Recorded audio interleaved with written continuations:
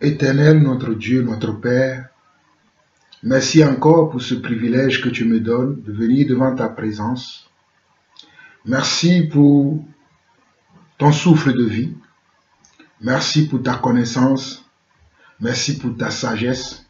Merci pour ton esprit. Et merci aussi, Seigneur Dieu, pour ta parole.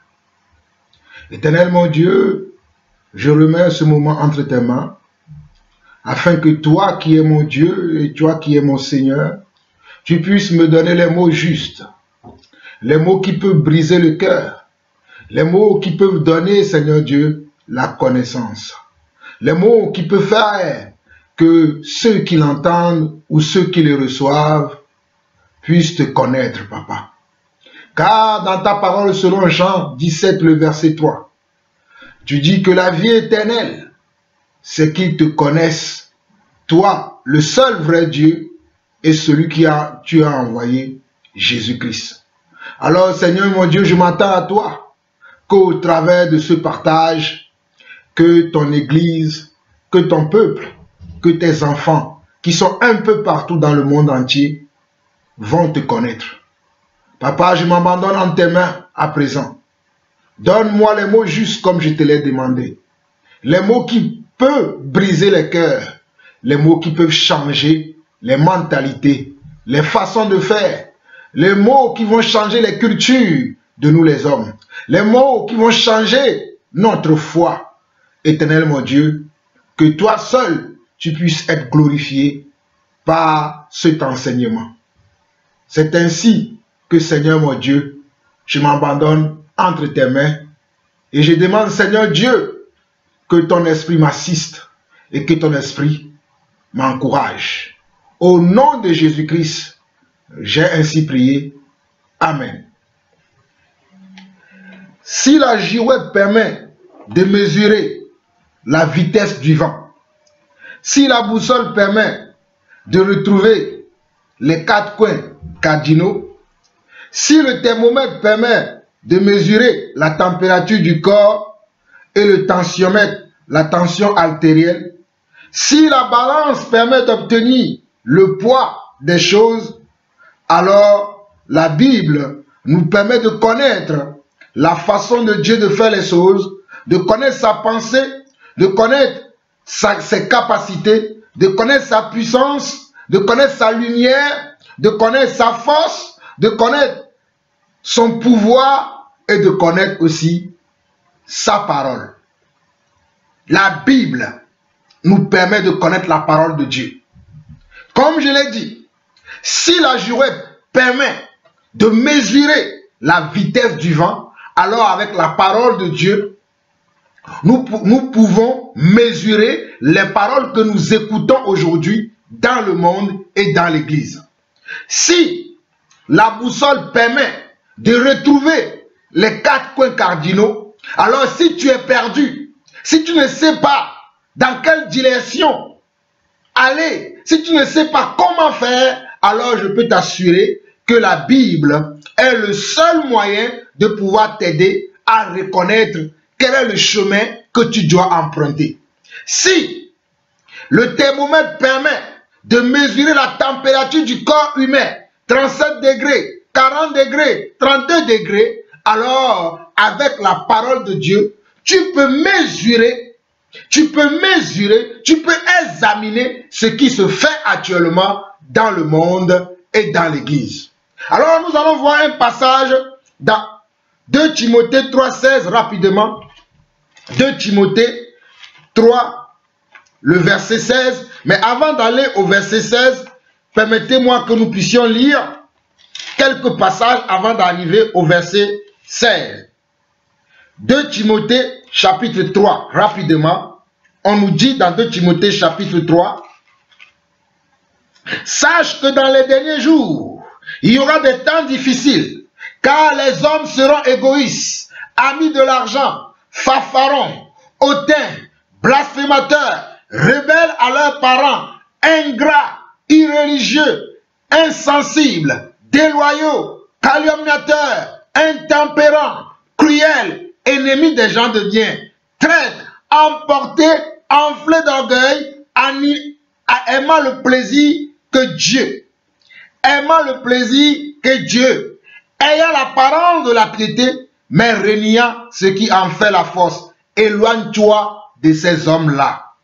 Éloigne-toi de ces hommes-là. Nous continuons au verset 13 jusqu'au verset 17. Il dit ceci.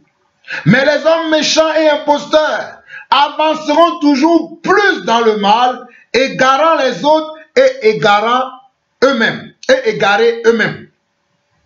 Toi, demeure dans les choses que tu as apprises et reconnues certaines, sachant de qui tu les as apprises. Dès ton enfance, tu connais les 5 lettres qui peuvent te rendre sage à salut par la foi en Jésus-Christ. Dès ton enfance, tu connais. Dès ton enfance, tu connais les 5 lettres qui peuvent te rendre sage à salut par la foi en Jésus-Christ. Et le verset 16 qui m'amène à vous lire ce passage dit ceci. Toute écriture est inspirée de Dieu et utile pour enseigner, pour convaincre, pour corriger, pour instruire dans la justice. Toute écriture est inspirée. Toute écriture est inspirée de Dieu. Toute écriture est inspirée de Dieu. Et utile. L'écriture est utile pour enseigner, pour convaincre, pour corriger, pour instruire dans la justice, afin que l'homme de Dieu soit accompli et propre à toute bonne œuvre. Afin que l'homme de Dieu soit accompli à toute bonne œuvre. Regardons également 1 Corinthiens 10. 1 Corinthiens 10. Nous allons lire jusqu'au verset 6. 1 Corinthiens 10, chapitre 1 Corinthiens chapitre 10, le verset 1 au verset 6. Frères, je ne veux pas que vous ignoriez que nos pères ont tous été sur la nuée, qu'ils ont tous passé au travers de la mer, qu'ils ont tous été baptisés en Moïse dans la nuée et dans la mer, qu'ils ont tous mangé le même aliment spirituel. Ils ont tous mangé le même aliment spirituel et qu'ils ont tous bu le même breuvage spirituel. Car ils buvaient à un rocher spirituel qui les suivait et ce rocher était Christ. Mais la plupart d'entre eux ne furent point agréables à Dieu puisqu'ils périrent dans le désert. Mais la plupart d'entre eux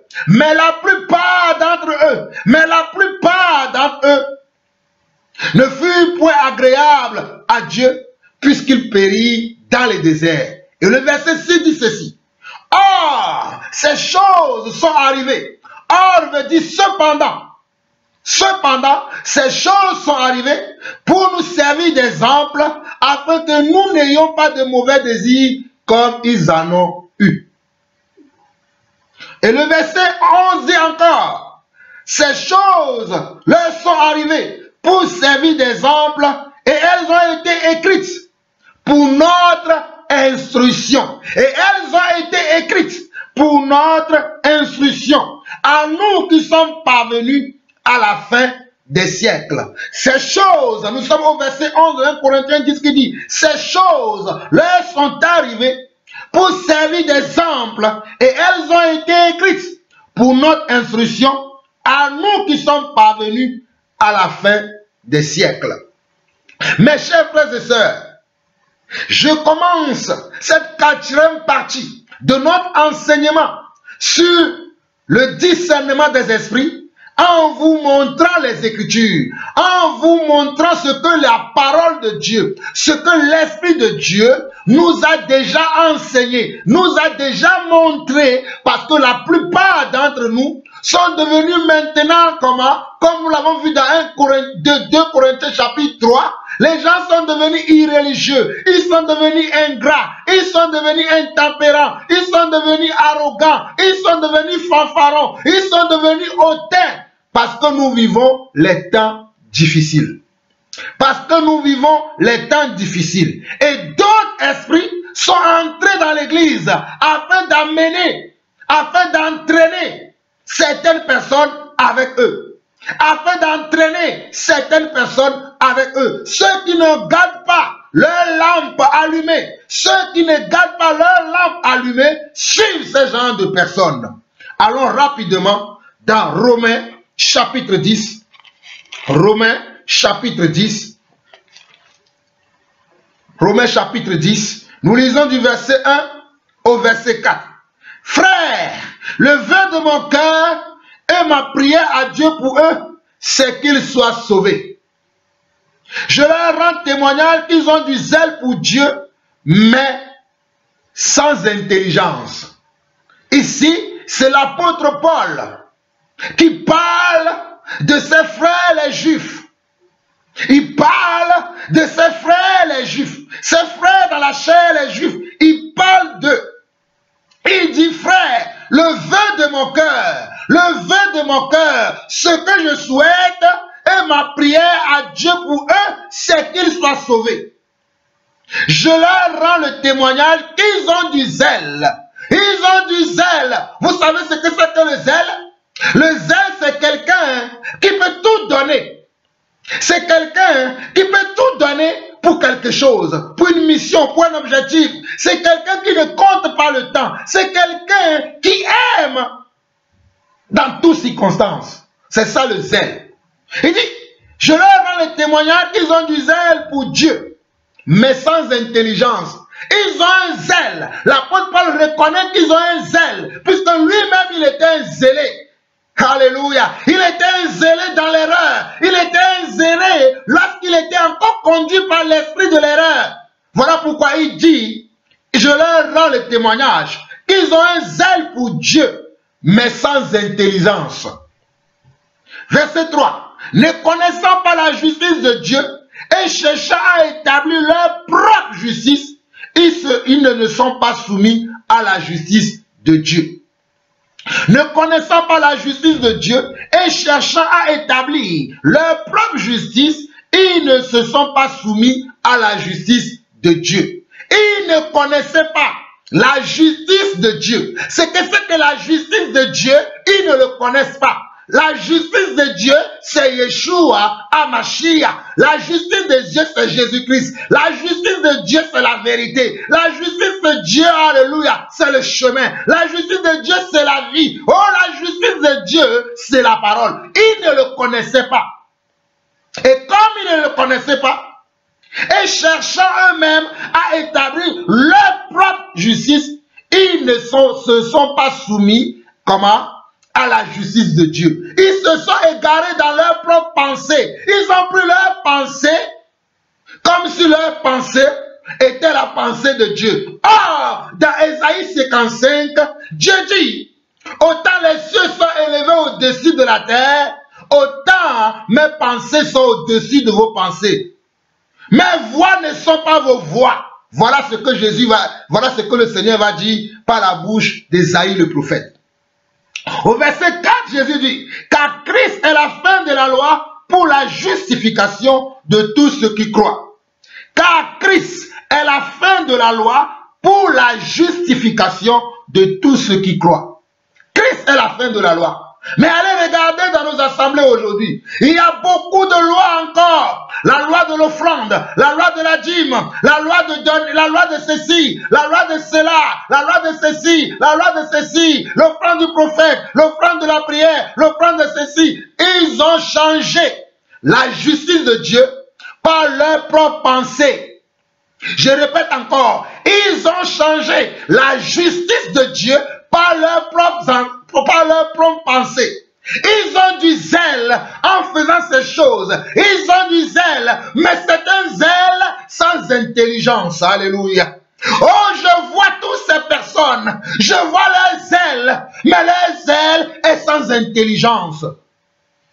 Leur zèle est sans intelligence. Car le vrai zèle, le vrai zèle, c'est de connaître Dieu, c'est de connaître Dieu et celui qui l'a envoyé, Jésus-Christ. Car le vrai zèle, c'est de connaître Dieu et celui qui l'a envoyé, Jésus-Christ. C'est d'avoir l'intelligence selon Dieu, c'est d'avoir la sagesse selon Dieu, c'est d'avoir le discernement selon Dieu, c'est de connaître comme Dieu connaît.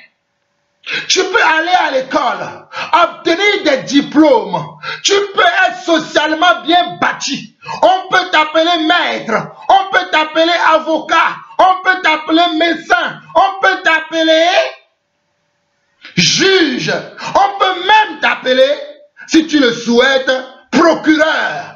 Mais mon cher frère, ma chère sœur, si tu n'as pas l'intelligence selon Dieu, tu es perdu. Alléluia. Allons dans Romains chapitre 6. Romains chapitre 6, le verset 16. Romains chapitre 6, le verset 16 dit ceci. Ne savez-vous pas, quand vous livrez à quelqu'un comme esclave pour lui obéir, vous êtes esclave de celui à qui vous obéissez, soit du péché qui conduit à la mort, soit de l'obéissance qui conduit à la justice. Ne savez-vous pas, oh, ne savez-vous pas, qu'en vous livrant à quelqu'un comme esclave pour lui obéir, vous êtes esclave de celui à qui vous obéissez. Vous êtes esclave de celui à qui vous obéissez. Soit du péché qui conduit à la mort, soit de l'obéissance qui conduit à la justice. Soit de l'obéissance qui conduit à la justice. Alors mes chers frères et sœurs, il y a des gens qui sont esclaves aujourd'hui.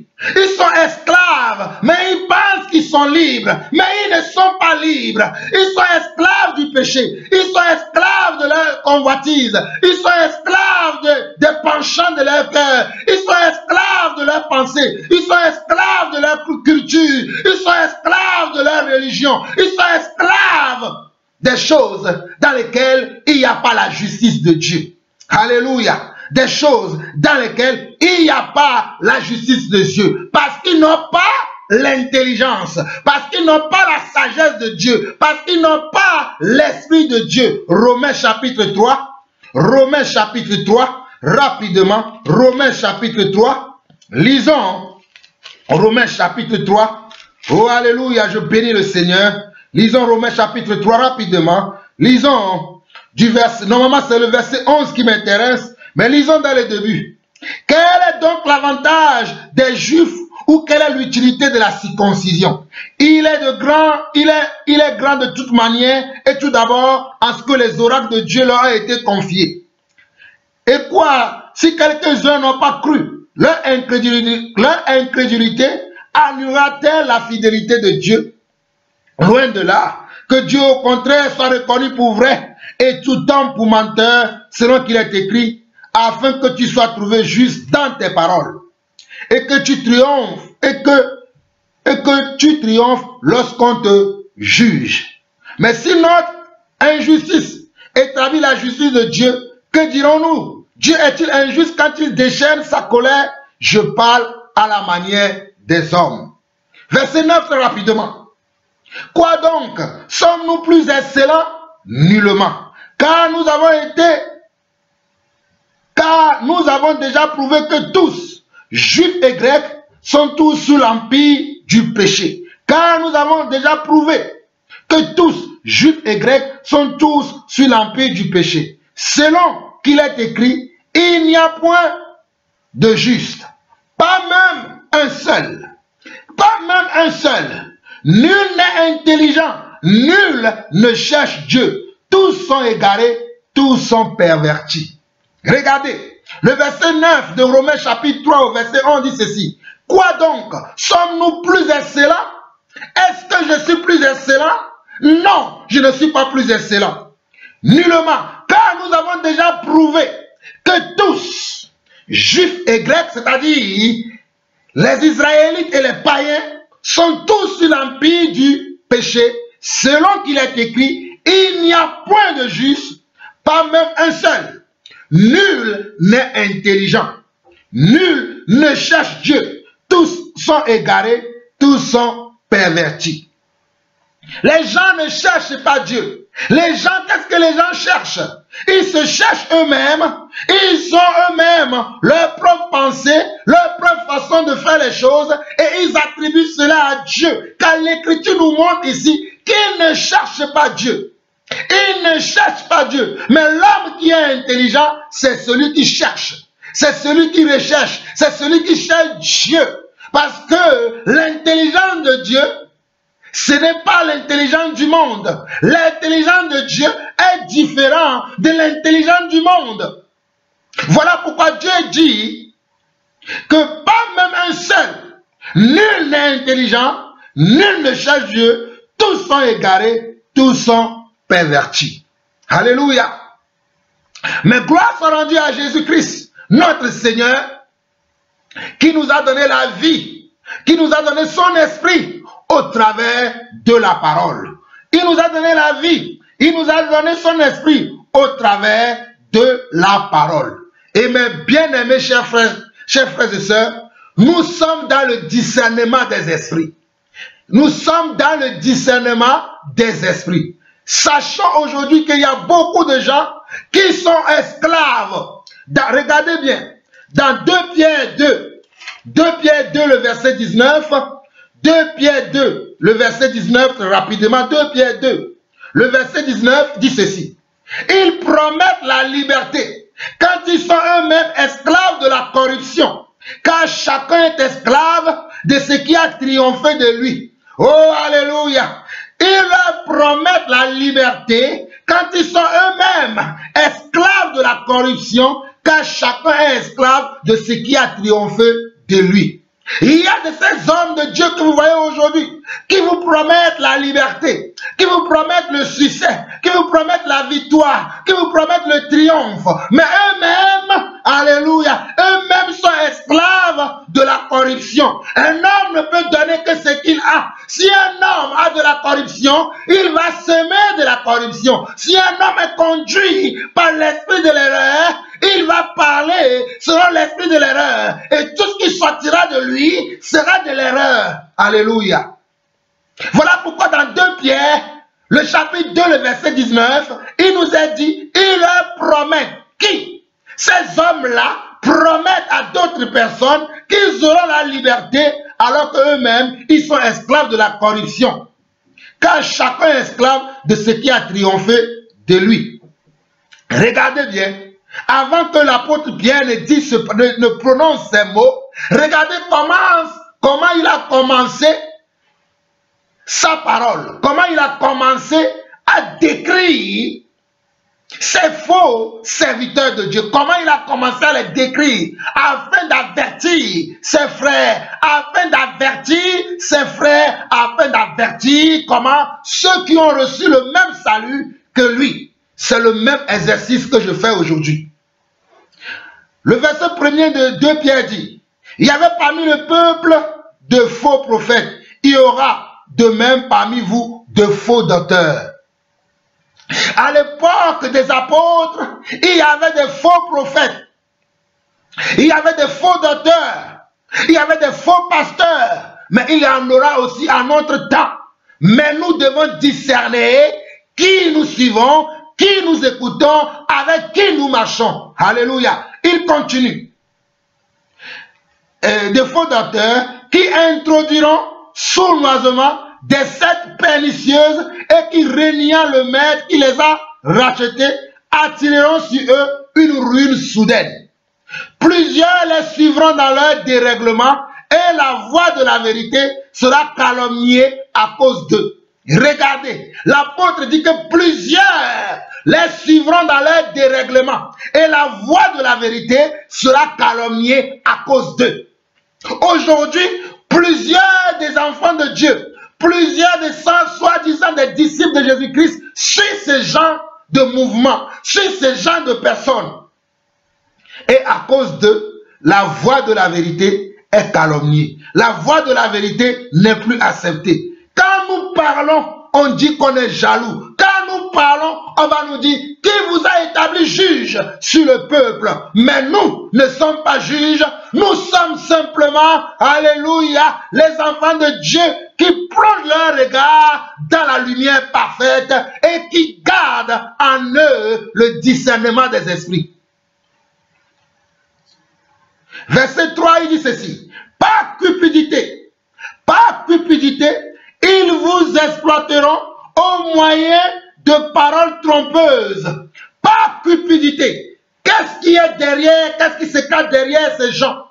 Qu'est-ce qu'ils ont derrière eux que vous ne voyez pas? Ce qui est dans leur cœur que vous ne voyez pas. Ce qui est dans leur cœur que vous ne voyez pas. Vous ne pouvez le voir que par l'Esprit du Seigneur. La Bible dit, pas cupidité. Ils ont la cupidité. Un cupide, c'est quelqu'un qui a l'amour des biens matériels. C'est quelqu'un qui a l'amour des biens de ce monde. C'est quelqu'un qui a l'amour de l'argent.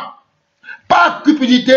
Ils vous exploiteront au moyen de paroles trompeuses, eux que menacent depuis longtemps la condamnation, eux dont la ruine ne sommeille point. Et dont la ruine ne sommeille point. Alléluia. Et dont la ruine ne sommeille point. Nous n'avons pas le temps, nous allons avancer. Au verset 9, au verset 9 de 2 Pierre dit ceci. Le Seigneur s'est donc délivré de l'épreuve les hommes pieux et réservé les injustes pour être punis au jour du jugement. Surtout ceux qui courent après la chair dans un désir d'impureté et qui méprisent l'autorité. Vous allez voir que les signes avant-coureurs de ces personnes, c'est ceux-là qui courent d'après la chair. Ils courent d'après la chair dans un esprit d'impureté et qui méprisent l'autorité. Et comment vous pouvez savoir qu'ils courent d'après la chair? C'est-à-dire, ils vont compter leurs choses selon la chair. Regardez, j'ai plusieurs églises dans le monde. J'ai bâti une église au Cameroun, j'ai bâti une église aux États-Unis, j'en ai bâti une autre en France, j'en ai bâti une autre en Belgique, j'ai des maisons en Angola, j'en ai d'autres en Hollande, j'en ai d'autres en Australie, j'ai des voitures. Ils courent d'après les choses de la chair. C'est ce que Pierre nous dit. Si tous ceux qui courent après la chair dans un désir d'impureté et qui méprisent l'autorité. Regardez la suite. Audacieux et arrogants, ils ne craignent pas d'injurer les gloires. Tandis que les anges supérieurs en force et en puissance ne portent pas contre elles de jugement injurieux devant le Seigneur. Verset 12.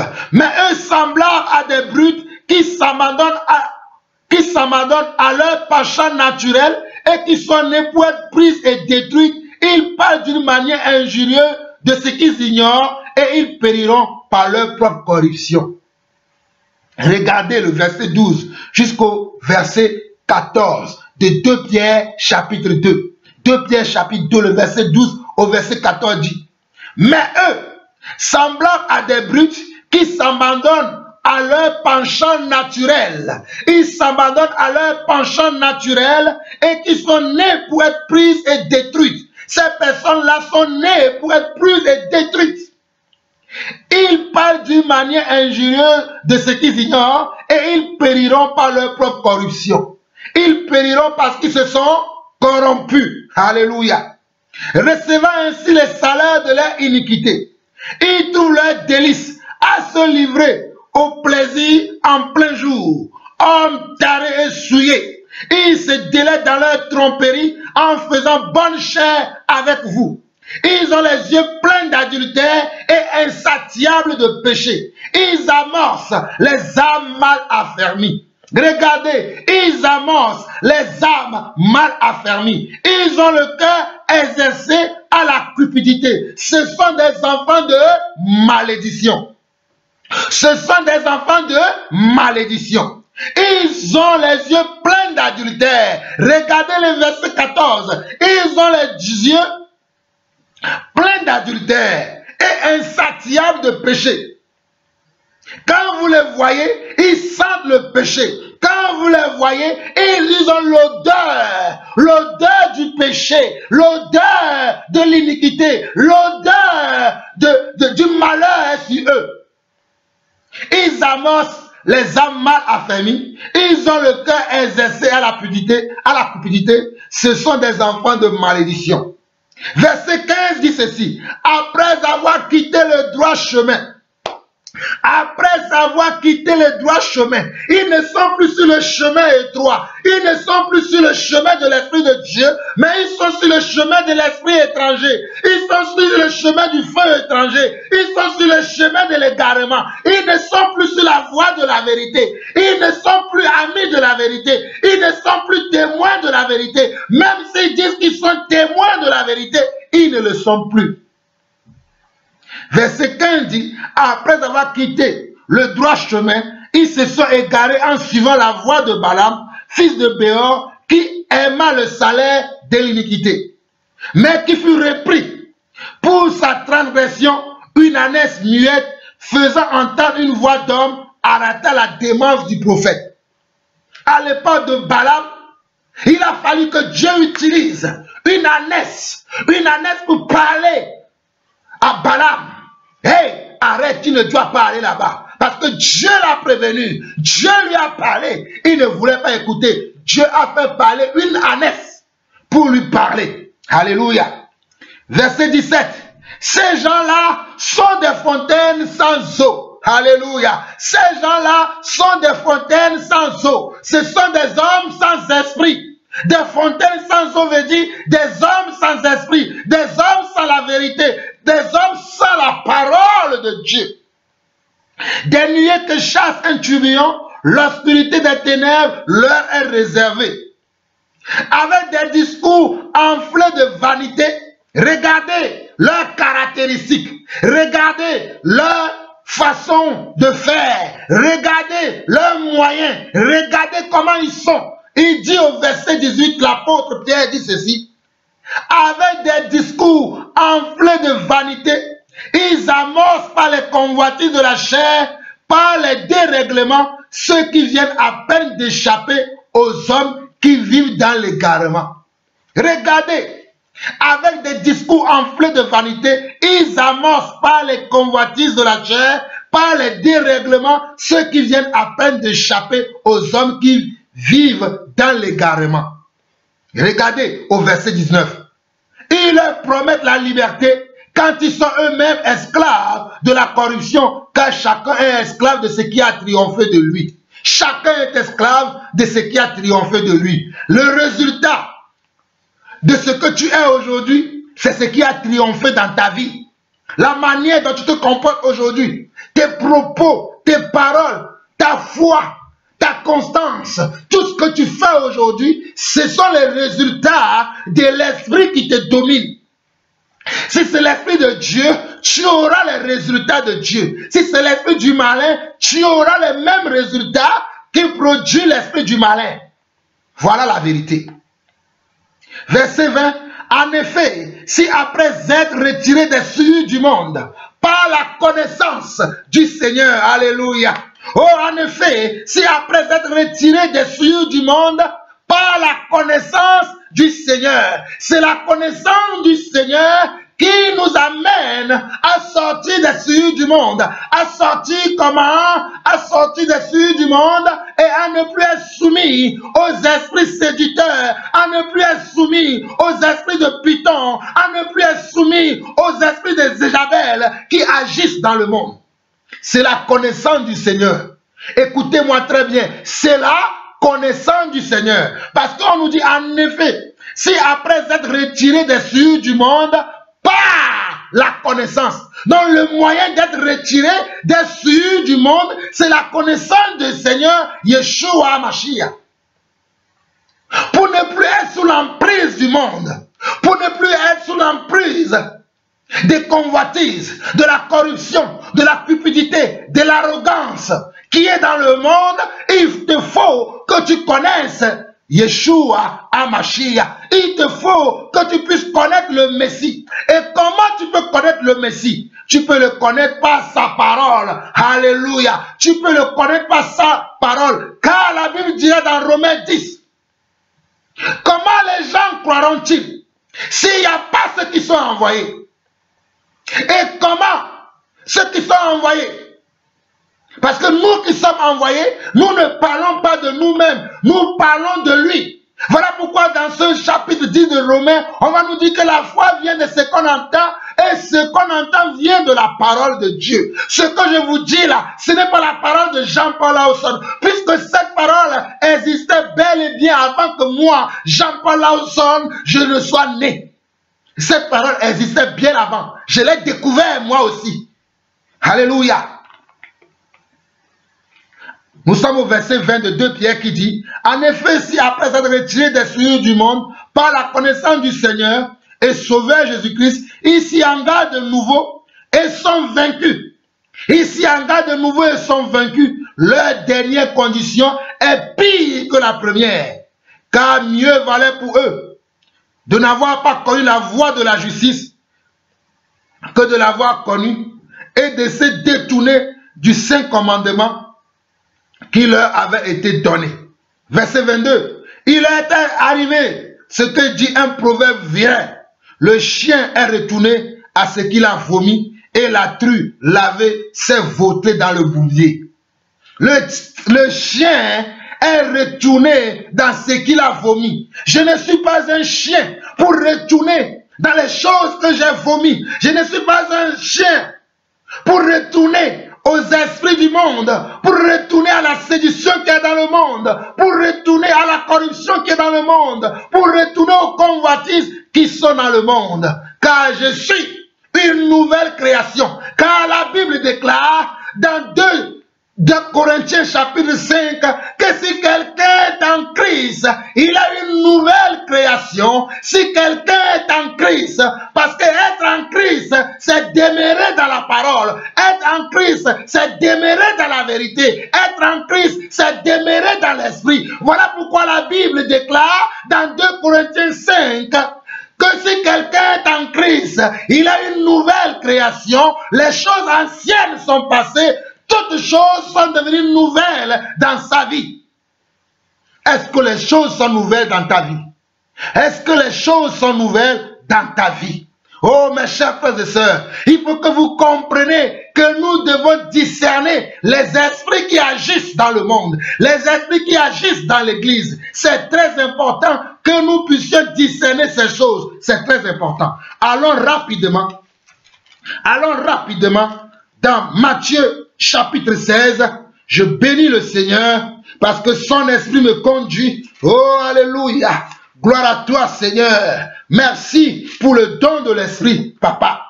Dans Matthieu chapitre 16, à partir du verset 13. Un jour, Jésus faisait ceci. Écoutez. Jésus arrivait dans le territoire de Césarée de Philippe, demanda à ses disciples, qui suis-je au dit des hommes? Qui suis-je au dit des hommes? Parce que Jésus marchait avec ses disciples. Mais il voulait savoir, il voulait comprendre, il voulait savoir si ces disciples-là savent avec qui ils sont en compagnie. Il voulait savoir si ces disciples le connaissaient. Il va leur dire, qui suis-je au dit des hommes? Moi, le Fils de l'homme. Il répondit, les uns disent que tu es Jean-Baptiste, les autres Élie, les autres Jérémie ou l'un des prophètes. Il répondit, ce que les autres hommes racontent de lui. Ce que les hommes disent, ils ont répondu, certains disent que tu es Élie, d'autres disent que tu es Jean-Baptiste, d'autres disent que tu es Jérémie, d'autres disent que peut-être tu es l'un de ces prophètes-là. Maintenant au verset 15, Jésus va leur demander, et vous, leur dit-il, qui dites-vous que je suis? Simon-Pierre répondit, tu es le Christ, le Fils du Dieu vivant. Tu es le Christ, le Fils du Dieu vivant. Verset 17, Jésus reprenant la parole, lui dit, tu es heureux Simon, fils de Jonas, car ce ne sont pas la chair et le sang qui t'ont révélé cela, mais c'est mon Père qui est dans les cieux. Et Jésus reprenant la parole lui dit, tu es heureux Simon, fils de Jonas, car ce ne sont pas la chair et le sang qui t'ont révélé cela, mais c'est mon Père qui est dans les cieux. Et moi, je te dis que tu es Pierre, et que sur ce roc, je bâtirai mon église, et que les portes du séjour des morts ne prévaudront point contre elle. Je te donnerai les clés du royaume des cieux. Ce que tu lieras sur la terre sera lié dans les cieux, et ce que tu délieras sur la terre sera délié dans les cieux. Alors il recommanda aux disciples de ne dire à personne qu'il était le Christ. Mais regardez, lorsque Simon-Pierre a pu identifier, par l'aide de quoi? Par l'aide de l'Esprit de Dieu, quelle était l'identité de Jésus-Christ? Quelle était son identité? Quel était son ADN? Alléluia. L'identité de quelqu'un se trouve dans son ADN. Alléluia. Et Simon-Pierre a pu identifier l'ADN de Jésus et il a reconnu qu'il était le Christ. Il était le Christ, veut dire qu'il était le Messie. Il était celui qui devait venir. Il était celui qui devait venir. Il l'a reconnu. Alors Jésus va lui dire que toi, tu es Simon Pierre, et sur toi, je bâtirai mon église, et que les séjours des morts ne prévaudront point contre elle. Alors nous devons comprendre que l'église n'est pas bâtie par un homme. L'église ne peut pas être bâtie par un homme. Mais j'entends toujours les hommes dire, mon église, mon église, mon église. Mais de quelle église ces hommes parlent-ils? De quelle église ces hommes parlent-ils? Est-ce que c'est de l'église de Dieu qu'il parle ou d'une autre église? Est-ce que c'est l'église dont Jésus a parlé à Pierre qu'il parle ou d'une autre église? L'église de Dieu, ce ne sont pas les hommes qui le bâtissent. C'est Dieu lui-même qui bâtit son église. Dieu lui-même est le bâtisseur de son église. Et il dit que les portes du séjour des morts ne prévaudront point contre elle. Alors je ne comprends pas pourquoi dans les églises, les gens sont là à chasser, les gens sont là à faire des veillées de prière pour chasser les esprits des séjours des morts. Alors que Jésus a dit que je bâtirai mon église et que les séjours des morts ne prévaudront point contre elle. Mais je ne comprends pas pourquoi dans les églises, les hommes s'asseyent. Ils sont là à faire des veillées. Oh Satan, je te chasse. Au nom de Jésus, quitte l'église. Chassant, tu n'as pas ta place ici. Donc Jésus, c'est en vain qu'il a parlé à Pierre. S'il a dit à Pierre que moi, je bâtirai mon église et que les portes de l'enfer ne prévaudront point contre elle, c'est que c'est la vérité. Les portes de l'enfer ne prévaudront point contre l'église du Seigneur. Les portes de l'enfer ne prévaudront point contre l'église du Seigneur. Les esprits étrangers ne pourront pas déranger l'église du Seigneur, car l'église du Seigneur est conduite par le Seigneur. L'église du Seigneur est dirigée par le Seigneur. Alors vous comprenez que tous ces endroits où on est là à pratiquer la délivrance, à longueur de journée, ils sont là, c'est que de la délivrance. Oui, il y a quelqu'un ici, tu as cet esprit, tu as tel esprit, tu as tel esprit, tu as tel esprit, tu as tel esprit, mais c'est quelle église ça? Ce n'est pas l'église de Jésus-Christ. Dans l'église de Jésus-Christ, on ne chassait pas les démons. On chassait les démons dans la vie des païens. Mais quand ces gens rentrent dans l'église, ils étaient sanctifiés, ils étaient purifiés, ils étaient glorifiés. Non, je ne comprends pas ces églises-là où à la longueur de journée, on est là, sort d'elle, sort d'elle, sort d'elle. Ce ne sont pas les églises du Seigneur. Ce ne sont pas les églises du Seigneur. Parce que l'église, pour que vous puissiez comprendre, l'église c'est une personne. L'église, ce n'est pas un bâtiment. L'église, ce n'est pas un lieu de culte. L'église, c'est une personne. L'église, c'est quelqu'un qui a reconnu le Messie, qui a reconnu le Messie, qui marche avec le Messie, qui a accepté la parole du Messie. Reconnaître le Messie veut dire qui a rencontré le Messie et qui a accepté la parole du Messie. Et lui et le Messie sont devenus des amis, sont devenus des frères.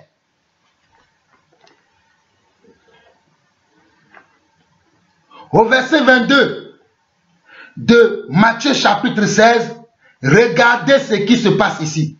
Le même Pierre qui a été inspiré par Dieu pour reconnaître que Yeshua HaMashiach est le Dieu véritable et la vie éternelle, qu'il était le Messie, c'est lui qui l'avait reconnu. Le même Pierre va prendre Jésus. Parce que dès le verset 21, Jésus a commencé à tenir un langage.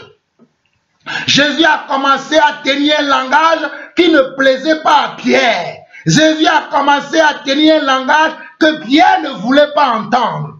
Alors écoutez, dès lors Jésus commença à faire connaître à ses disciples qu'il fallait qu'il aille à Jérusalem, qu'il souffre beaucoup de la part des anciens, des principaux sacrificateurs et des scribes, qu'il soit mis à mort et qu'il ressuscite le 3e jour. Pierre a entendu cela. Il a dit, moi j'ai vu le Messie. Je me suis dit, c'est fini. Je ne veux plus aller pécher. Ma vie est finie. Oh, je ne veux plus aller travailler. Je vais dormir tranquille. Puisque le roi d'Israël, puisque le sauveur de l'humanité, puisque le Messie dont Moïse nous a parlé, il est là. Mais il ne savait pas que le Messie avait une mission. Et donc le Messie a annoncé la mission. Le Messie a parlé de la mission, la vraie mission pour laquelle il est là. Alors Pierre est troublé. Pierre va prendre le Messie. Regardez, Pierre est troublé. Pierre est troublé, Pierre va prendre le Messie et il va lui dire ceci. Verset 22. Pierre l'ayant pris à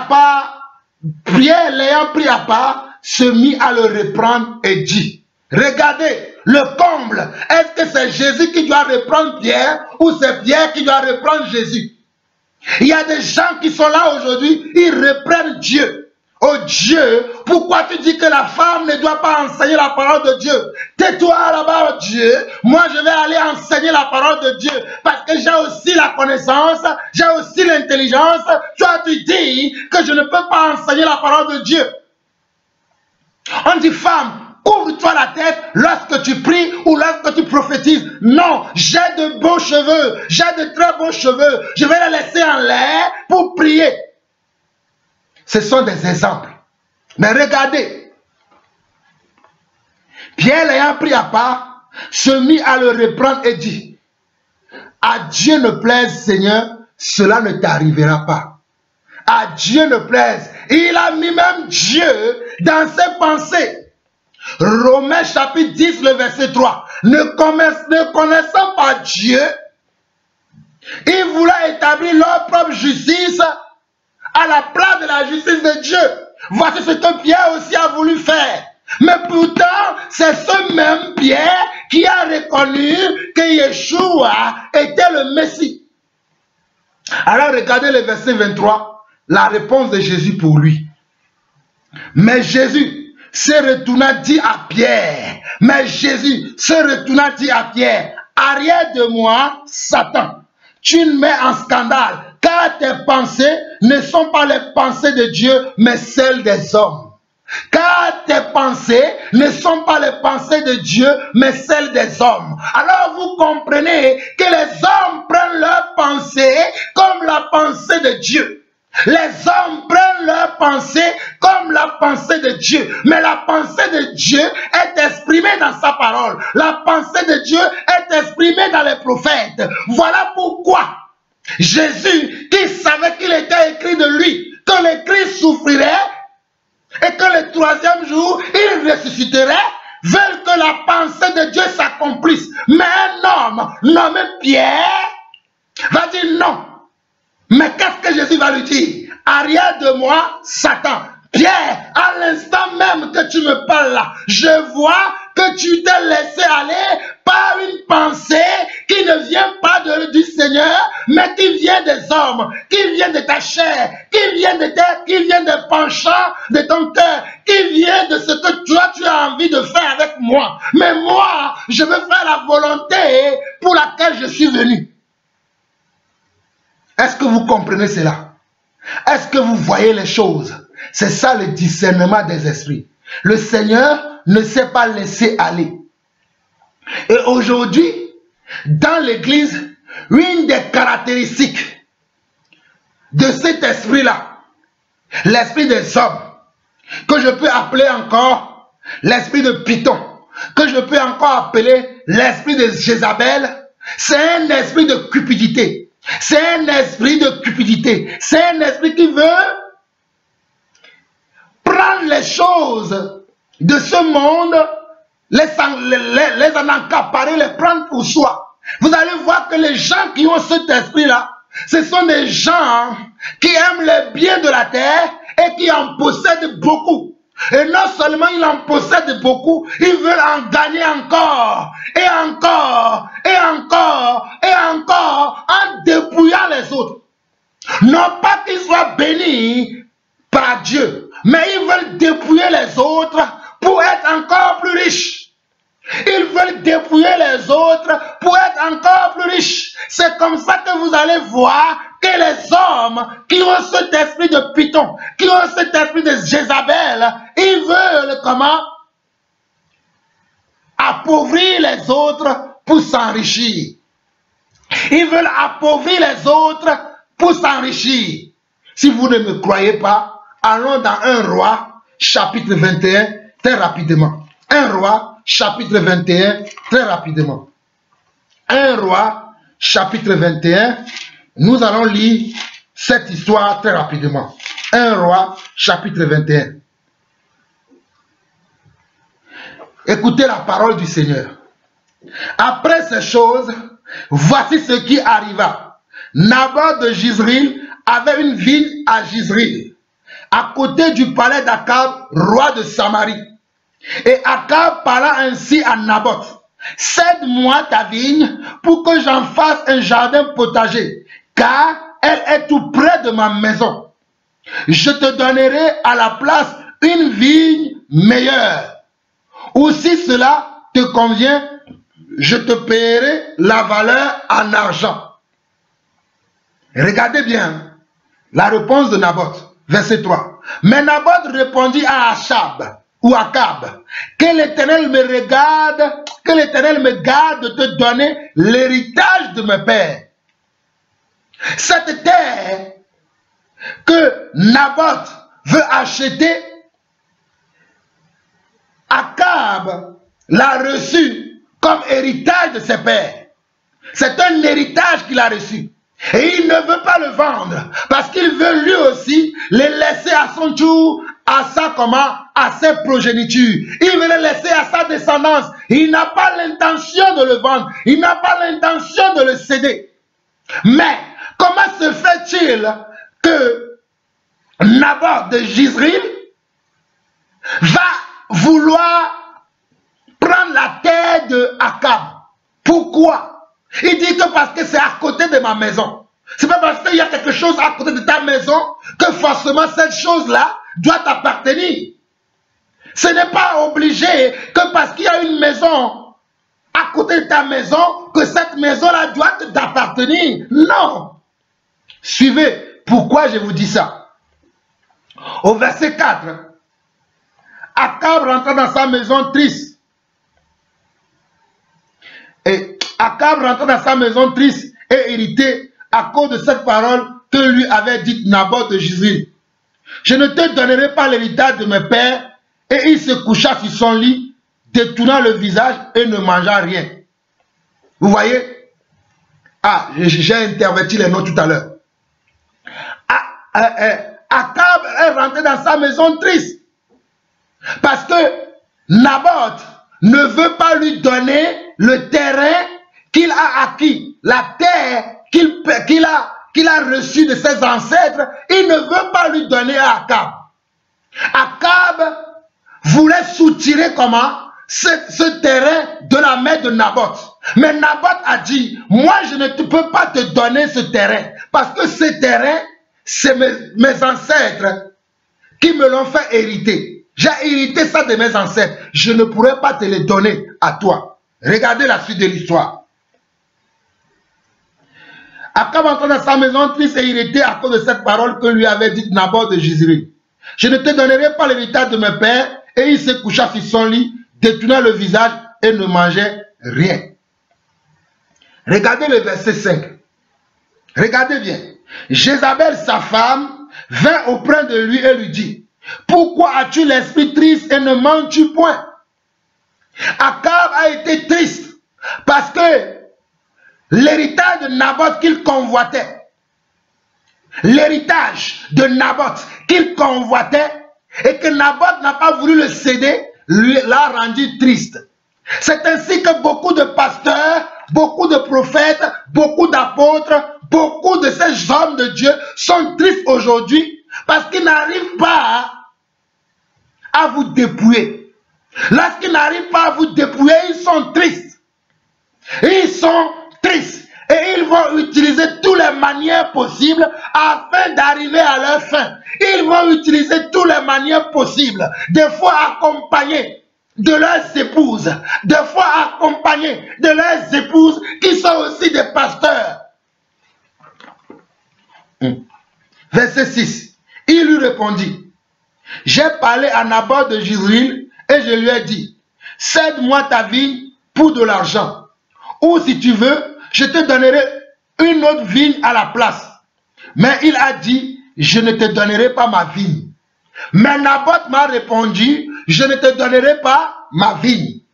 Alors Jézabel, sa femme, lui dit, est-ce toi maintenant qui exerces la souveraineté sur Israël? Regardez l'orgueil. Parce que Akab était roi. Et l'un de ses sujets était Naboth. Et Naboth fait quoi? Naboth lui tient tête. Je ne te donnerai pas l'héritage que j'ai hérité de mes ancêtres. J'ai l'intention de le garder. Oui, je ne le te donnerai pas. Mais Akab ne l'a pas supporté. Il est rentré triste. Il ne mangeait plus. Il ne buvait pas. Donc sa femme, Jézabel, le voit comme ça. Il dit non, moi je ne peux pas laisser mon mari comme ça. Qui tient tête à mon mari? Mon mari est le roi. Tout le monde doit l'obéir. Tout le monde doit l'honorer. Pourquoi Naboth de Jezreel ne veut pas obéir à mon mari? Alors là, je vais rentrer en jeu. Les femmes qui veulent prendre la place des hommes. Les femmes qui veulent prendre la place des hommes. Regardez ce que cette femme va faire. C'est ce que l'on appelle l'esprit de Jézabel, l'esprit de sédition. Regardez cela, l'esprit de sédition, l'esprit de Jézabel. Continuons. Verset 7. Alors Jézabel, sa femme, lui dit, est-ce bien toi maintenant qui exerces la souveraineté sur Israël? Lève-toi, prends de la nourriture et que ton cœur se réjouisse. Moi, je te donnerai la vigne de Naboth de Jezreel. Jézabel dit à Akab, son mari, non, ne sois pas triste, réjouis-toi, ne sois pas triste, réjouis-toi, mange, bois, moi je vais te donner la terre, la vigne que Naboth ne veut pas te donner. Verset 8, et elle écrivit au nom d'Akab. Regardez, elle prend la position de son mari. Elle usurpe l'autorité de son mari. Alléluia. Elle usurpe l'autorité de son mari. Alors vous voyez que l'esprit de Jézabel, l'esprit de sédition, l'esprit de manipulation, c'est un esprit qui usurpe l'autorité de Dieu. C'est un esprit qui a pour capacité d'usurper, de prendre la place de quelqu'un qui n'est pas, de prendre la position de quelqu'un qui n'est pas, de prendre le style, la façon de faire de quelqu'un qui n'est pas. Voilà les détails que vous devez savoir sur l'esprit de Jézabel, l'esprit de sédition. L'esprit de sédition, c'est un esprit qui va prendre la position de Dieu, qui va prendre les attributs de Dieu, qui va chercher à faire comme Dieu, mais ce n'est pas Dieu. Je l'espère que vous comprenez. L'esprit de Jézabel, l'esprit de sédition, c'est un esprit qui va chercher à ressembler à Dieu, qui va chercher à faire comme Dieu, parce que son seul but, c'est de tromper, c'est de manipuler, c'est de tromper, c'est de manipuler. Lisons la suite. Verset 8, et elle écrivit au nom d'Akab des lettres qu'elle scella du sceau d'Akab et qu'elle envoya aux anciens et aux magistrats qui habitaient avec Naboth dans sa ville. Voici ce qu'elle écrivit dans ces lettres. Publiez un jeûne, placez Naboth à la tête du peuple et mettez en face de lui 2 méchants hommes qui déposeront ainsi contre lui. Tu as maudit Dieu et le roi, puis menez-le dehors, lapidez-le et qu'il meure. Regardez ce que cette femme fait avec l'autorité de son mari. Et elle va usurper l'autorité de son mari et écrire des lettres. Elle va envoyer les lettres là dans les provinces de cette ville-là, dans tous les chefs, à toute la population. Elle va envoyer ces lettres-là. Mais ce n'est pas Akab qui a écrit la lettre, c'est cet esprit de sédition, c'est cette femme qui a l'esprit de sédition qui a écrit la lettre. Au verset 11, les gens de la ville de Naboth, les anciens et les magistrats qui habitaient dans la ville, agirent comme Jézabel le leur avait fait dire d'après ce qui était écrit dans les lettres qu'elle leur avait envoyées. Regardez, vous qui ne voulez même pas croire à la parole de Dieu, mais à cette époque-là, les hommes ont reçu une lettre venant de leur roi, une lettre qui est censée venir de leur roi, alors que ce n'est pas le roi qui a écrit, mais c'est son épouse qui a usurpé l'identité de son mari pour pouvoir comment? Pour pouvoir venir à ses fins. Alléluia. Au verset 12, il publiait un jeûne et il plaçait Naboth à la tête du peuple. Les deux méchants hommes vinrent se mettre en face de lui et ces méchants hommes déposèrent ainsi devant le peuple contre Naboth. Naboth a maudit Dieu et le roi, puis il le menait hors de la ville. Il le lapidait et il mourut. Et il envoyait dire à Jézabel, Naboth a été lapidé et il est mort. Il envoya maintenant à Jézabel, ta parole s'est accomplie. La parole que tu as envoyée s'est accomplie. Voici comment ces gens-là aussi dans l'église, ils arrivent à vous amanduer avec des faux prophéties. Parce que voilà, vous aimez les choses de la terre. Vous êtes aussi cupides comme eux. Vous êtes aussi cupides comme eux. Vous aimez les choses de la terre. Et comme ils viennent avec ces paroles, avec ces prédications qui vous vendent les choses de la terre, vous tombez dans le même piège comme eux.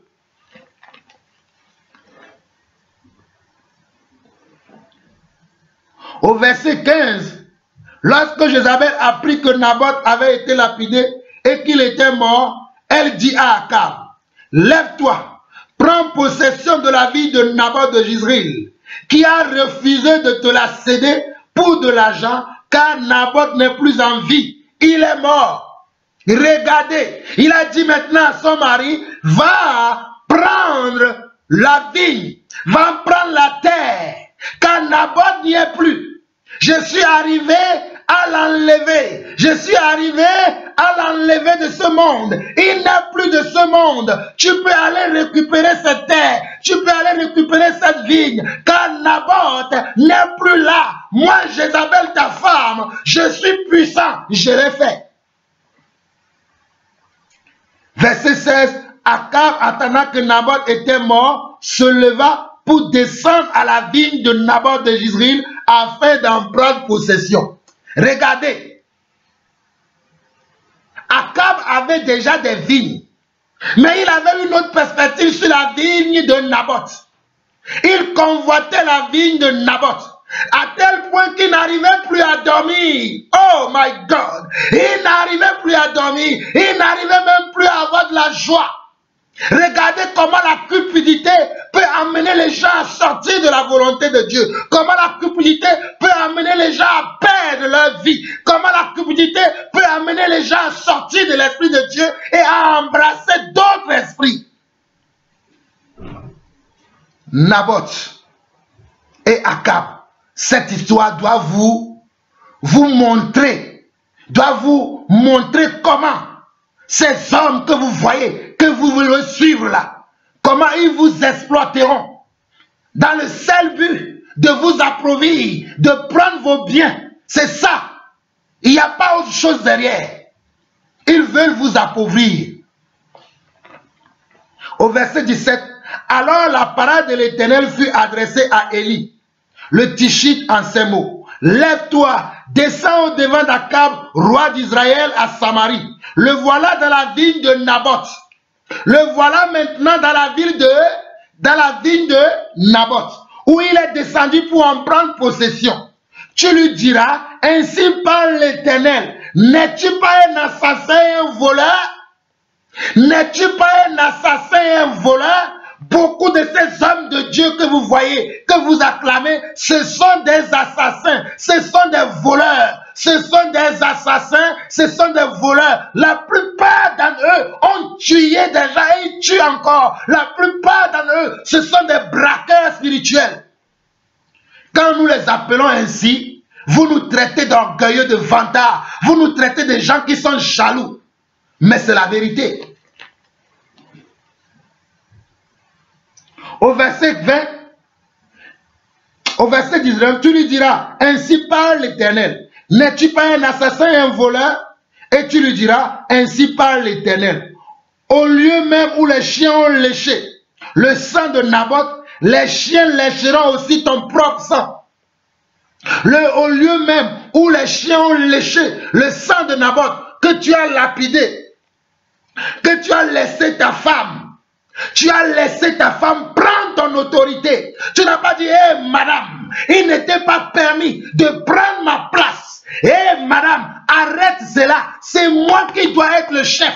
Je décide dans ce royaume. Tu te tues parce que cela t'arrangeait. Tu te tues parce que cela va dans ton sens. Voilà pourquoi dans la plupart de ces églises où vous voyez les femmes sont prédicateurs, où vous voyez les femmes sont prophétesses, c'est parce que ça arrange les hommes. C'est parce que ça arrange les hommes. Ça contribue à leur comment? À leur royaume. Parce que ce n'est pas le royaume de Dieu. Dans le royaume de Dieu, la femme ne peut pas prendre la place de l'homme.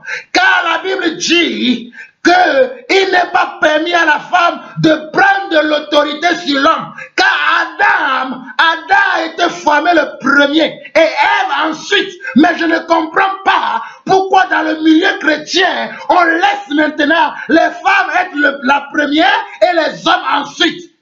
On appelle ça le désordre, le chaos. Et c'est pour ça que dans ces endroits, il n'y a que le chaos qu'il y a. Il n'y a rien de vrai, il n'y a rien de véritable, il n'y a rien de Dieu là-bas. Je continue. Au verset 21, voici, je vais faire venir le malheur sur toi. Je te balayerai, j'exterminerai quiconque appartient à Akab, celui qui est esclave et celui qui est libre en Israël. Et je rendrai ta maison semblable à la maison de Jéroboam, fils de Nébat, et la maison de Baïcha, fils d'Akija, parce que tu m'as irrité et que tu as fait pécher Israël. Regardez, dans le péché de la femme Jézabel, dans le péché de Akab, tout le peuple a commis un péché. Parce que le peuple n'a pas pu discerner. Même les sacrificateurs, même les anciens, les magistrats n'ont pas pu discerner que c'est Akab qui était l'auteur de cette lettre. Ils ont cru que c'était comment? Akab. Mais c'était sa femme. Bien évidemment que Akab était aussi l'auteur. Parce qu'il a laissé faire. Mais pour Dieu, c'est un péché commun. C'est un péché commun. Donc Dieu a dit que non seulement Akab et Jézabel ont péché, mais ils ont fait pécher aussi le peuple. Ils ont fait aussi pécher le peuple. Voilà pourquoi nous vous enseignons et nous vous disons de prouver les esprits. Ne mettez pas foi à tous les esprits. Ne marchez pas avec tout le monde. Même si la personne a la parole de Dieu, des paroles mielleuses dans la bouche, ce sont des paroles de sédition, ce sont des paroles pour vous attirer à eux, parce que leur but, c'est de vous approuvir. Tout de suite, vous n'allez pas le voir. Tout de suite, vous n'allez pas le voir. Comme ici, le peuple n'a pas vu. Le peuple n'a pas vu. Ils ont obéi comme ça. Mais qu'est-ce qui était derrière ça? Une femme Jézabel. Voilà pourquoi vous allez voir dans les églises là aujourd'hui, il y a beaucoup, ces églises là sont remplies de femmes qui ne veulent pas se soumettre à leur mari, de femmes qui ne veulent pas se marier. Beaucoup d'entre elles, ce sont des femmes qui ne veulent pas se soumettre. Là, ils ont un problème. Elles ont un problème avec la soumission. Et cela arrange les maris. Et comprenez que l'esprit de Jézabel, ce n'est pas un esprit simplement pour les femmes. Il y a aussi des hommes qui ont cet esprit-là. Il y a aussi des hommes qui ont l'esprit de Jézabel.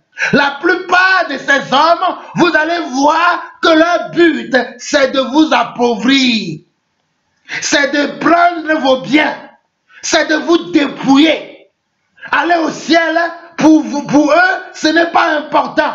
Aller au ciel, pour eux, ce n'est pas important. Ils vont vous dire qu'aujourd'hui, là, vous devez régner sur la terre. L'or et l'argent appartient à Dieu. Si tu es pauvre, tu n'as pas encore compris. C'est ça le message que vous allez entendre sortir de la bouche de ces hommes-là. Au verset 23, l'Éternel parle aussi sur Jézabel et dit, les chiens mangeront Jézabel près du rempart de Jézréel. Celui de la maison d'Akab qui mourra dans la ville sera mangé par les chiens, et celui qui mourra dans les champs sera mangé par les oiseaux du ciel. Regardez la sentence de l'Éternel. Regardez la sentence de Dieu. Et vous croyez que ces hommes-là qui vous manipulent, qui vous flattent aujourd'hui, au moyen de ces paroles, vous pensez qu'il n'y aura pas de punition pour eux? Car je vous ai dit, dans 1 Corinthiens chapitre 10, le verset 6, car ces choses leur sont arrivées et elles ont été écrites pour nous servir d'instruction. Car ces choses leur sont arrivées et elles ont été écrites à nous qui sommes parvenus à la fin des temps, à la fin des siècles, pour que cela nous serve de leçon et d'instruction. Mais vous ne voulez pas écouter. Matthieu, rapidement. Matthieu chapitre 6. Oh, je bénis le Seigneur. Il y a tellement beaucoup de choses à dire que cet enseignement, comme je vous l'ai dit, va être long. Parce que je suis rempli, oh, de Dieu pour vous montrer la vérité, pour vous montrer Yeshua Hamashiach. Matthieu chapitre 6, le verset 19 dit ceci. Ne vous amassez pas des trésors sur la terre, où la teigne et la rouille détruisent, et où les voleurs pèsent et dérobent. Mais amassez-vous des trésors dans le ciel, où la teigne et la rouille ne détruisent point, et où les voleurs ne pèsent ni ne dérobent. Car là où est ton trésor, là aussi sera ton cœur. C'est ainsi que Jésus parlait à ses disciples. C'est ainsi que Jésus parlait à ceux-là qui veulent le suivre. À ceux-là qui veulent le suivre, il leur disait, ne cherchez pas à amasser des trésors sur la terre. Ne cherchez pas à en vouloir vous posséder la terre, que la terre tout entière soit à vous. Ne cherchez pas ça. Cherchez plutôt à avoir des trésors dans les cieux. Voilà pourquoi, vers le verset 25 de ce même chapitre de Matthieu 6, il va leur dire, c'est pourquoi je vous dis, ne vous inquiétez pas pour votre vie, de ce que vous mangerez, ni pour votre corps, de quoi vous serez vêtus. C'est pourquoi je vous dis, ne vous inquiétez pas pour votre vie, de ce que vous mangerez, ni pour votre corps, de quoi vous serez vêtus. Mais la plupart de nos frères et sœurs aujourd'hui sont comment? Dans l'inquiétude. Voilà pourquoi dans Matthieu chapitre 10 également, Matthieu chapitre 10, le Seigneur va dire, ne craignez pas ceux qui peuvent tuer le corps, mais qui ne peuvent pas tuer l'esprit. Ne craignez pas ceux-là, ceux qui peuvent tuer le corps. Qu'est-ce qui peut tuer le corps? C'est une question pour vous. Qu'est-ce qui peut tuer le corps? La faim peut tuer le corps. La faim. Si tu n'arrives pas à manger à ta faim, tu peux perdre la vie. Si tu n'es pas bien socialement, tu ne peux pas être considéré par les gens.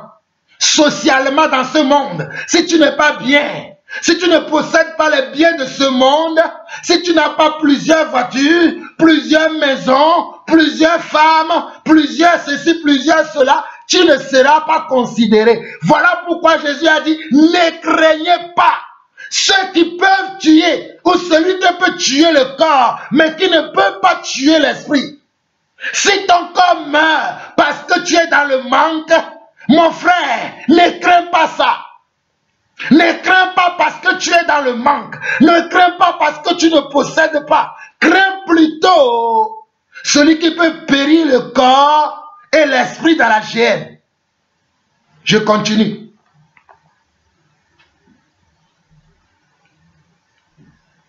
Verset 31 de Matthieu chapitre 6. Ne vous inquiétez donc point et ne dites pas, que mangerons-nous, que boirons-nous, de quoi serons-nous vêtus? Car toutes ces choses, ce sont les païens qui les recherchent. Votre Père Céleste sait que vous en avez besoin. Regardez, ne vous inquiétez donc point et ne dites pas, que mangerons-nous, que boirons-nous, de quoi serons-nous vêtus? Mais mes chers frères et sœurs, je me rends compte aujourd'hui que dans beaucoup d'assemblées, il n'y a que les païens qui sont là. Ils sont là à longueur de journée à parler des choses de la terre. Ils sont là à longueur de journée à parler des choses de ce monde. Le royaume des cieux ne les intéresse pas. La justice de Dieu ne les intéresse pas. Le moyen de faire de Dieu ne les intéresse pas. Tout ce qu'ils veulent, c'est de s'enrichir. Voilà pourquoi on va leur dire que c'est maintenant que vous devez régner. Ce n'est pas au ciel que vous allez régner, mais c'est sur la terre que vous devez régner. Mais si tu ne règnes pas sur la terre, c'est comme si tu es maudit. Et voilà le message que prêtent ces prédicateurs. Tu es maudit mon frère, tu es maudit ma soeur. Pourquoi tu demeures dans le chômage? Pourquoi tu demeures dans le célibat? Pourquoi tu n'as pas d'enfants? Pourquoi tu n'as pas des entreprises? Pourquoi tu n'as pas de maison? Pourquoi tu ne possèdes pas? Tu es maudit. Parce que lui, il en a. Et il veut en avoir encore, et encore, et encore. Et il veut que toi aussi, tu sois comme lui. Et son message n'est tiré que sur ça. Leur message n'aborde que ce sens-là. Entreprenez. Oh, qui vous a dit que le chrétien ne peut pas entreprendre? Entreprenez, allez-y, entreprenez. Le Seigneur dit que l'oreille et l'argent m'appartient. Vous pouvez entreprendre des choses. Vous pouvez même aller travailler dans les gouvernements. Ils vont même prendre la parole de Dieu. Joseph n'a-t-il pas été gouverneur? Toi aussi, tu peux être député dans ta ville. Tu peux être maire dans ta ville. Tu peux être ceci. Ils vont commencer à vous flatter avec les paroles mielleuses.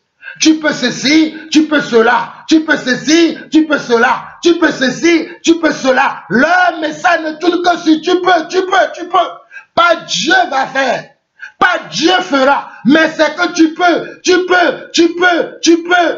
Lorsque vous voyez des messages qui sont concentrés sur tu peux, et non Dieu peut, fuyez ces endroits-là.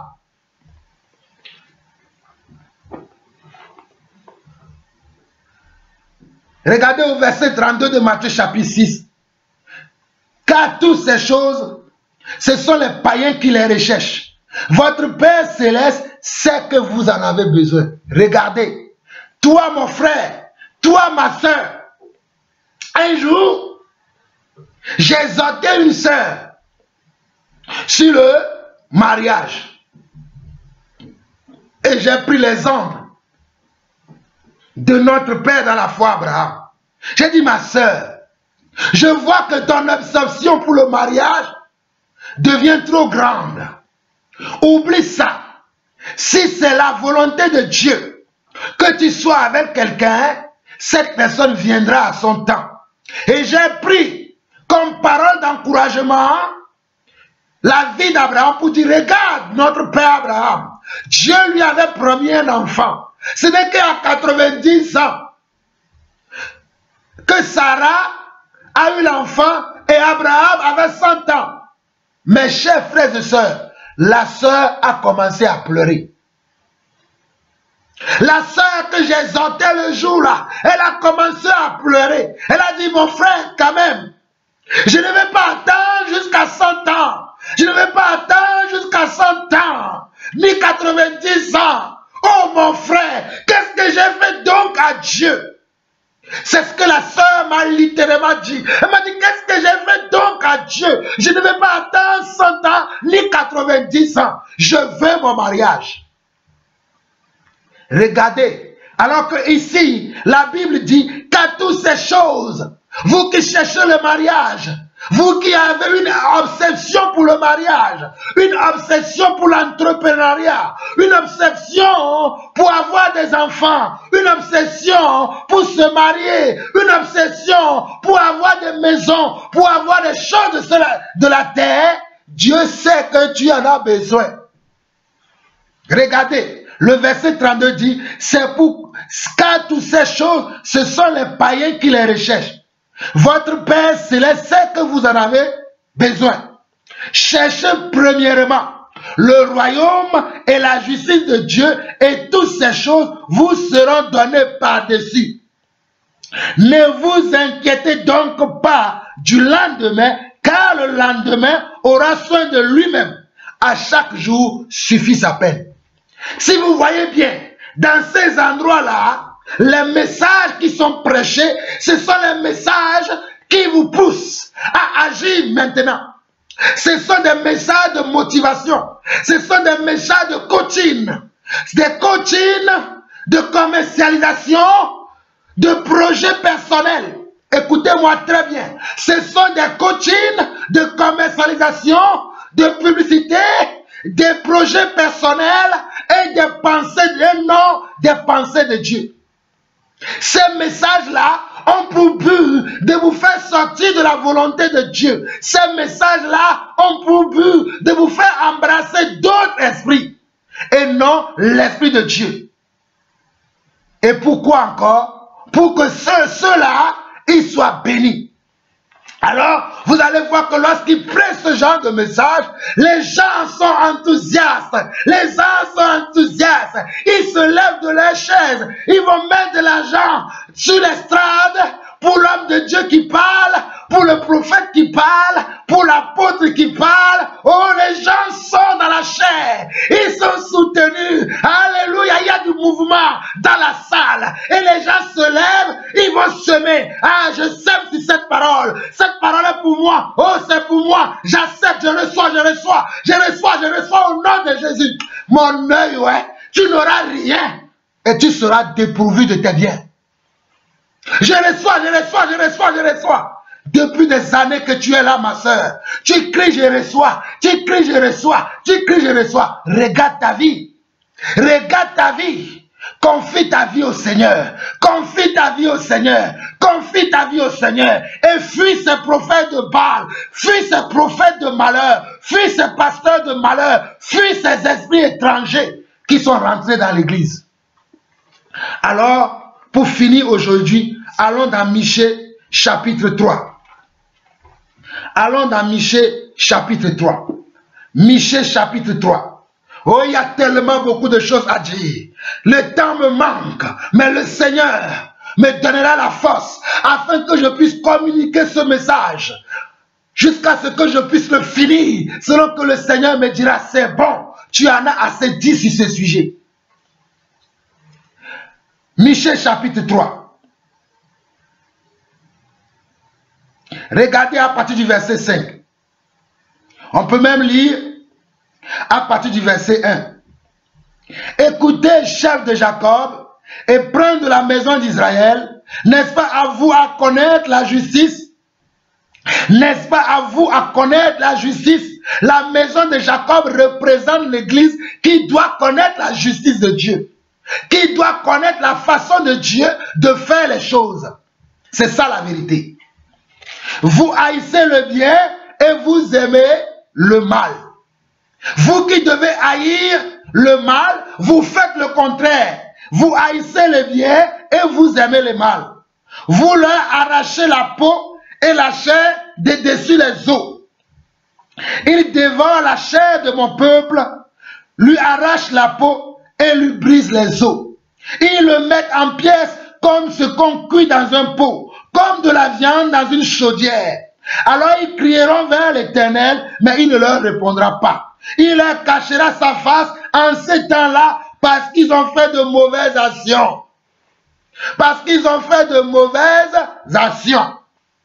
Regardez le verset 5. Ainsi parle l'Éternel sur les prophètes qui égarent mon peuple.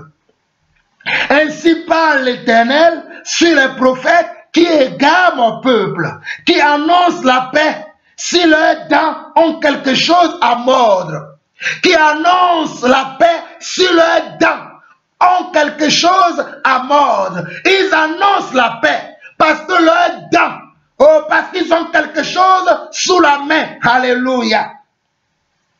Et qui publient la guerre si on ne leur met rien dans la bouche. Quand on ne leur donne rien, ils vous prophétisent le malheur. Quand vous ne leur donnez rien, quand vous ne semez pas, quand vous ne donnez pas l'offrande, quand vous ne les agitez pas, ils ne vous donnent rien. Ils vous prophétisent le malheur. À cause de cela, vous aurez la nuit et plus de vision. À cause de cela, vous aurez la nuit. La nuit veut dire vous serez dans les ténèbres. Le ciel sera fermé pour vous. Oh, le ciel sera fermé pour vous. Vous serez dans les ténèbres. Plus de vision. Vous aurez les ténèbres et plus d'oracles. Et vous voyez, ces gens n'ont plus d'oracles. Ils n'ont plus de paroles. Ils n'ont plus de messages. Voilà pourquoi ils fabriquent eux-mêmes des messages qui n'ont rien à voir avec Dieu. Et c'est ce qu'ils vous enseignent. Le soleil se couchera sur ses prophètes. Le jour s'obscurcira sur eux. Les voyants seront confus. Les devins rougiront. Tous se couvriront la barbe. Car Dieu ne répondra pas. Mais moi, oh alléluia, mais moi ici c'est Michel, mais moi je suis rempli de force, de l'esprit de l'Éternel, je suis rempli de justice et de vigueur pour faire connaître à Jacob son crime et à Israël son péché.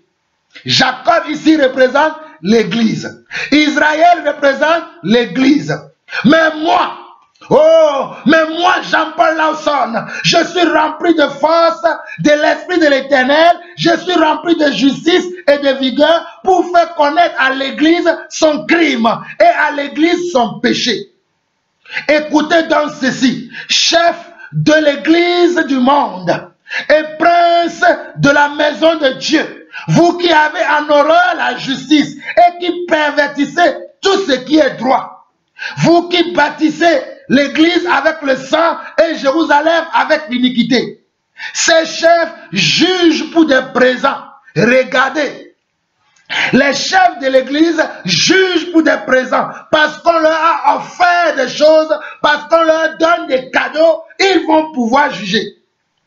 Ces sacrificateurs enseignent pour un salaire. Ils n'enseignent pas pour que vous soyez sauvés. Ils n'enseignent pas pour que vous connaissiez la vérité. Car la Bible dit dans Jean 8, 32, vous connaîtrez la vérité et la vérité vous affranchira. Mais eux, ils ne veulent pas que vous connaissiez la vérité. Ils ne veulent pas. Ils ne veulent pas que vous connaissiez la vérité. Ils ne veulent pas vous donner la vérité. Ces chefs jugent pour des présents, ces sacrificateurs enseignent pour un salaire et ces prophètes prédisent pour de l'argent. Et ils osent s'appuyer sur l'Éternel. Ils disent, l'Éternel n'est-il pas au milieu de nous? Le malheur ne nous atteindra pas. Regardez ce qu'ils disent. Ils vont dire,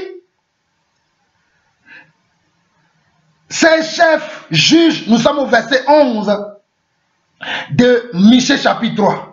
Ces chefs jugent pour des présents, ces sacrificateurs enseignent pour un salaire, et ces prophètes prédisent pour de l'argent. Et ils osent s'appuyer sur l'Éternel. Ils disent, l'Éternel n'est-il pas au milieu de nous? Le malheur ne nous atteindra pas. Regardez le verset 12. C'est pourquoi, à cause de vous, Sion sera labouré comme un champ. L'église deviendra un morceau de pierre et la montagne du temple un sommet couvert de bois. Excusez-moi, le Seigneur me dit d'aller dans Romains chapitre 1 et de finir par là. Je suis soumis au Seigneur parce que je suis serviteur du Seigneur. Je sais que le temps est contre nous. Mais regardez ce que Jésus, le Seigneur Dieu nous dit dans Romains chapitre 1 à partir du verset 18. Il dit ceci. La colère de Dieu se révèle du ciel contre toute impiété et toute injustice des hommes qui retiennent injustement la vérité captive. Les hommes retiennent injustement la vérité captive. captive. Ils retiennent la vérité captive. Ce qu'ils veulent, c'est votre argent. Ce qu'ils veulent, c'est vos biens. Ce qu'ils veulent, c'est que vous leur fassiez de la publicité. C'est que vous allez dire, tu sais, le prophète un-tel a prié pour moi, je me suis marié.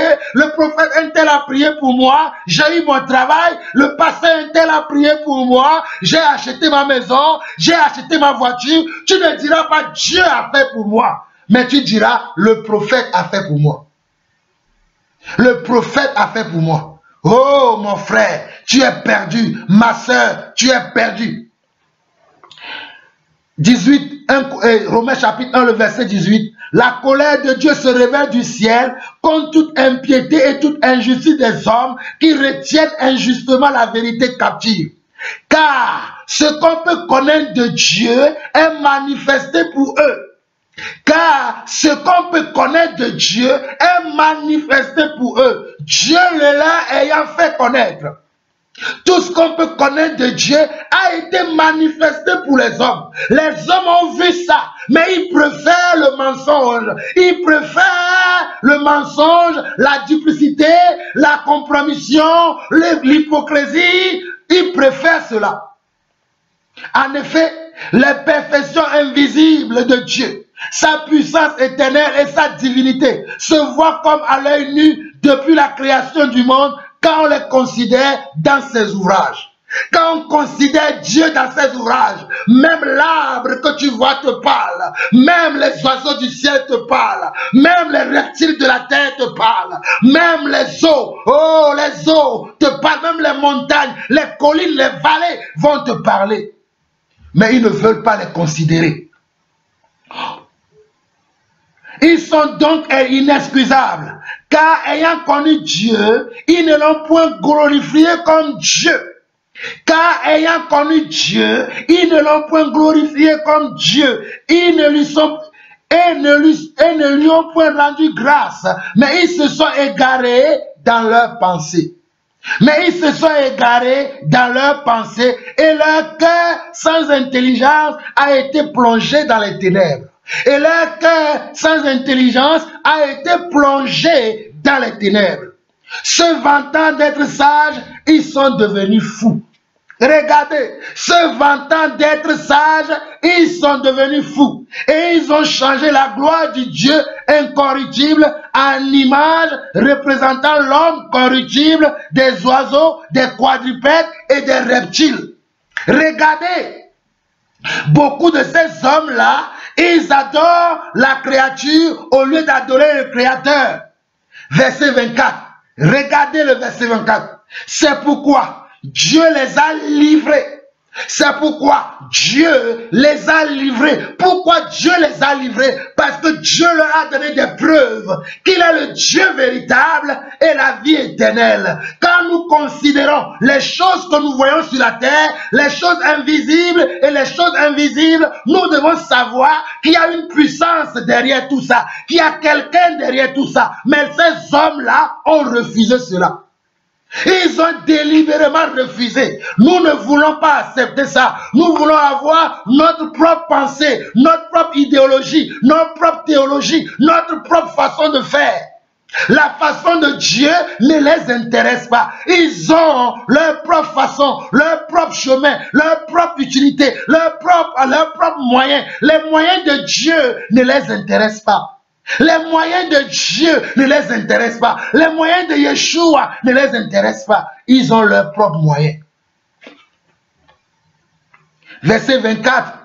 C'est pourquoi Dieu les a livrés à l'impureté selon les convoitises de leur cœur. Ainsi ils déshonorent eux-mêmes leur propre corps.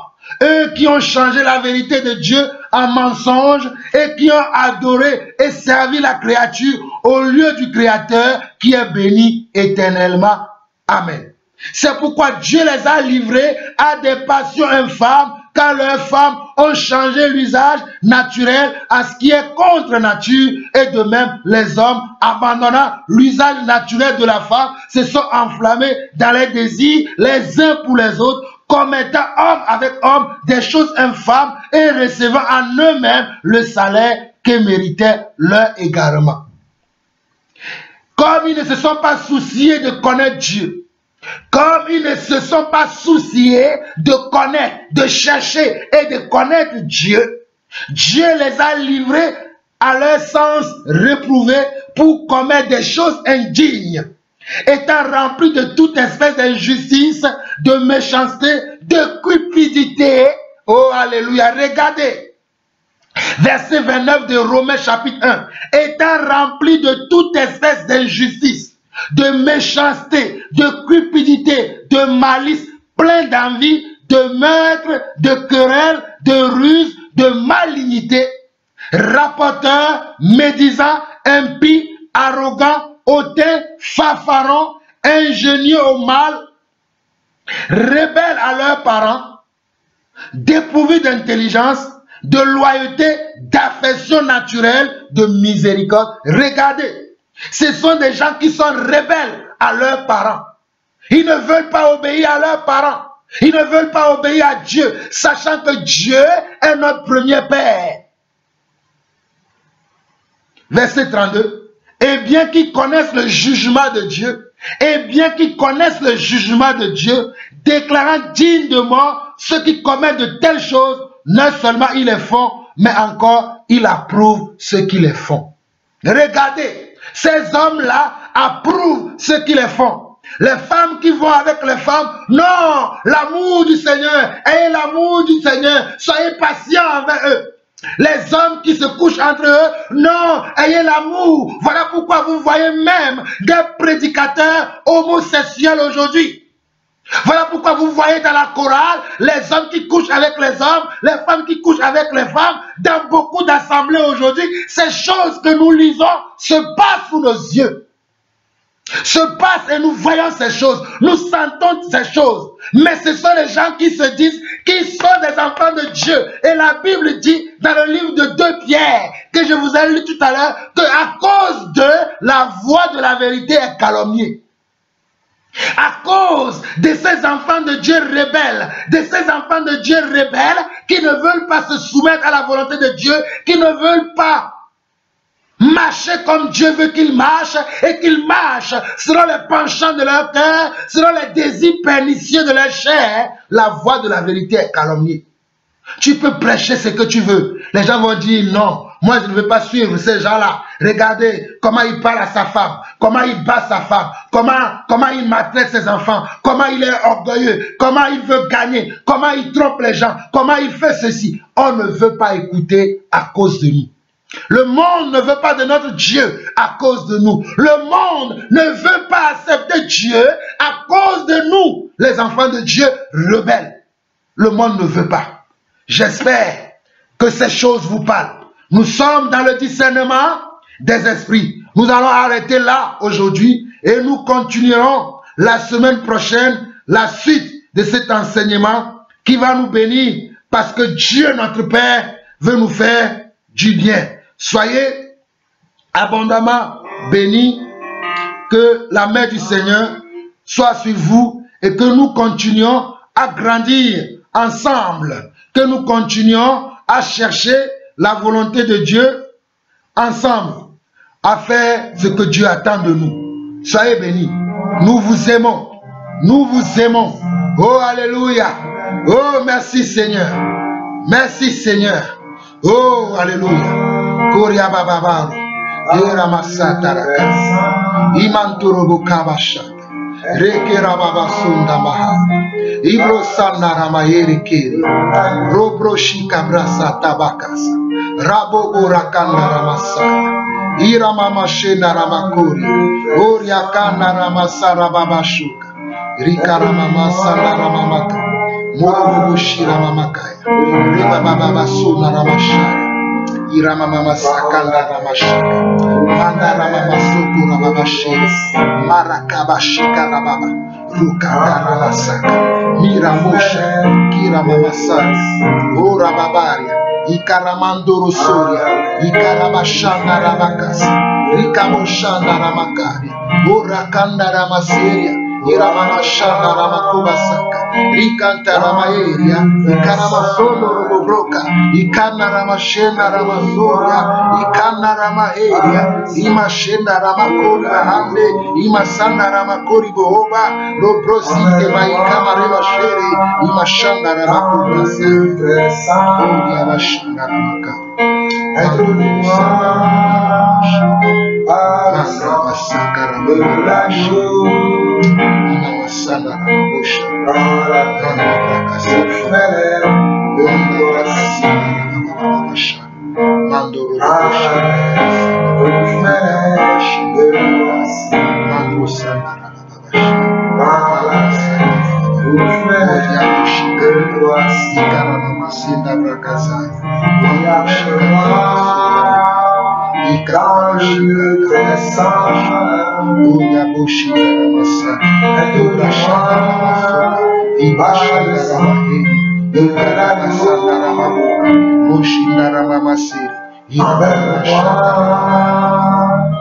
Dans le lieu très saint, introduis-moi par le sang de l'agneau,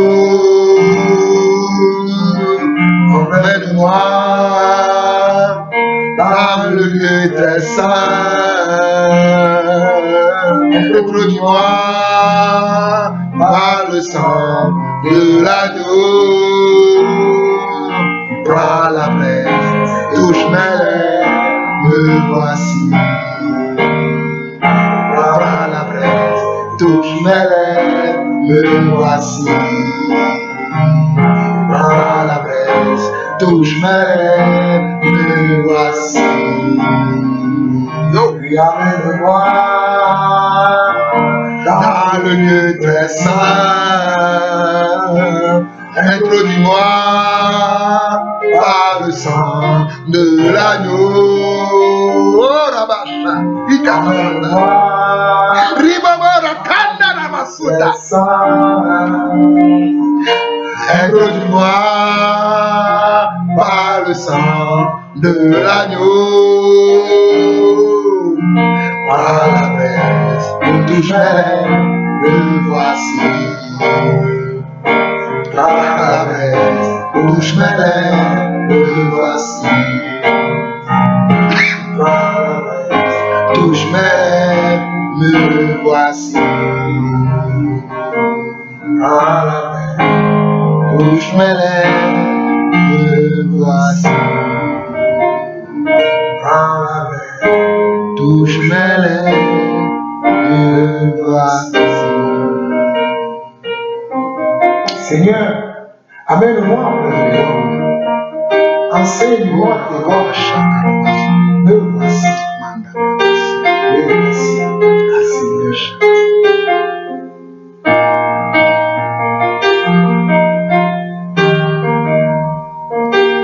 Alléluia. Oh, ma Alléluia.